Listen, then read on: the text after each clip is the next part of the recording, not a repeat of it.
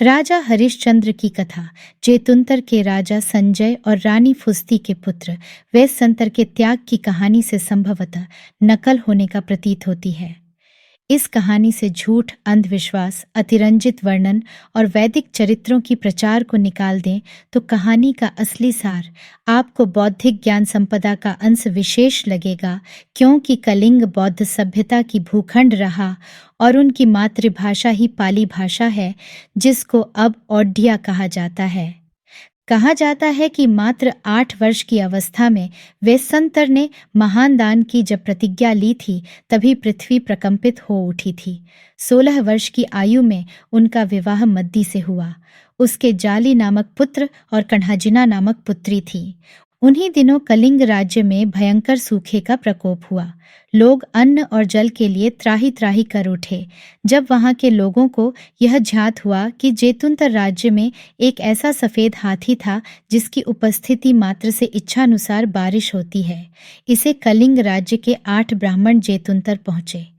जब उन्हें उस हाथी के स्वामी वेशसंतर की दान वीरता का ज्ञान हुआ तो वे वेशसंतर के पास जा पहुंचे और उन्होंने वेशसंतर से हाथी मांगा। दानवीर वेशसंतर ने उनकी याचना सहर्ष स्वीकार की। उसने हाथी को कलिंग के ब्राह्मणों को सौंप दिया। उस शुभ हाथी के दान दिए जाने की खबर से जेतुंतर की प्रजा अत्यंत खिन्न और क्रुद्ध हुई। लोग दौड़ ढते हुए राजा के पास पहुंचे, वेशसंतर को दंडित करने को कहा। तब राजा संजय ने वेशसंतर को वनवास का आदेश दिया। वेशसंतर के लाख मना करने के बावजूद भी उसकी पत्नी मद्दी भी पति का साथ देने के लिए वनवास को तैयार हुई। अंततः वेशसंतर अपनी पत्नी और बच्चों के साथ 4 घोड़ों के एक रथ पर सवार वन को प्रस्थान कर गया। मार्ग में उसे 4 लोभी ब्राह्मण मिले। उन्होंने वेशसंतर से उनके 4 घोड़ों को मांग लिया। वेशसंतर ने उन्हें भी अपने घोड़े सहर्ष दे दिए।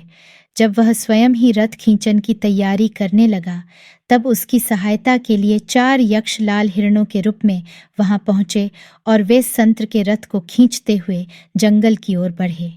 तभी मार्ग में एक ब्राह्मण भिक्षु प्रकट हुआ। उसने वेशसंतर से उसका रथ मांग लिया। दान में रथ देकर वेशसंतर और मद्दी गोद में बच्चों को लिए पैदल ही वन की ओर बढ़ते रहे। कहा जाता है कि धूप की तपिश से उन्हें बचाने के लिए बादल उनके ऊपर छत्र बनकर चलता रहा।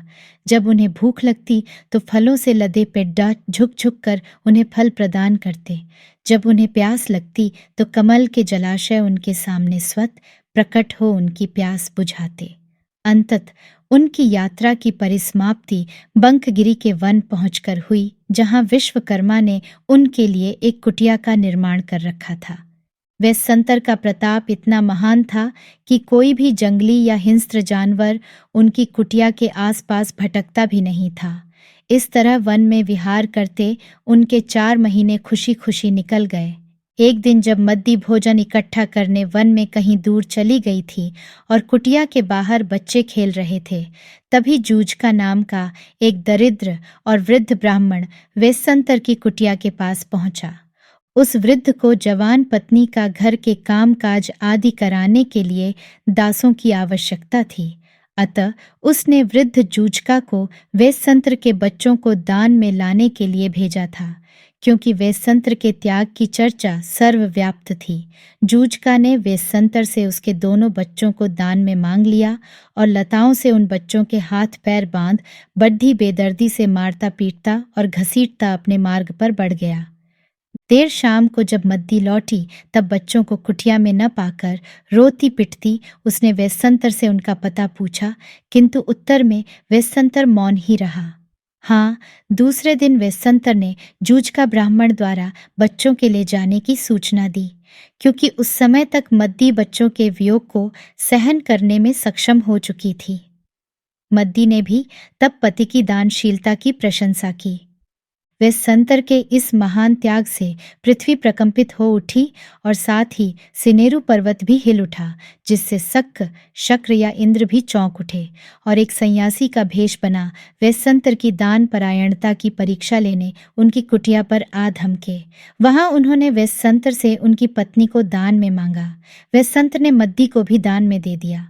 मद्दी के हृदय से भी आह या क्रोध का कोई शब्द नहीं फूटा। शक के लिए भी वह संतर का त्याग पूज्य था।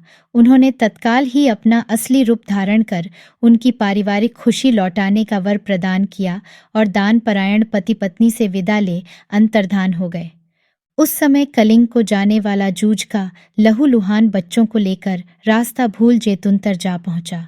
जोतुंतर के सिपाहियों ने जुझका को शंकित होकर देखा, क्योंकि वह किसी भी तरह से बच्चों का अभिभावक या संबंधी प्रतीत नहीं होता था।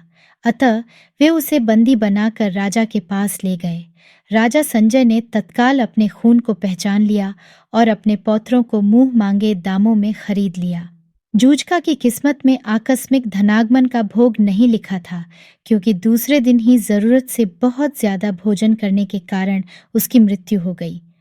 उसी दिन वह सफेद हाथी भी कलिंग छोड़डाच वापिस जेतुंतर आ पहुंचा। राजा अपने सिपाहियों को साथ वंकगिरी जा युवराज वेसंतर और मद्दी को वापिस अपने राज्य ले आया।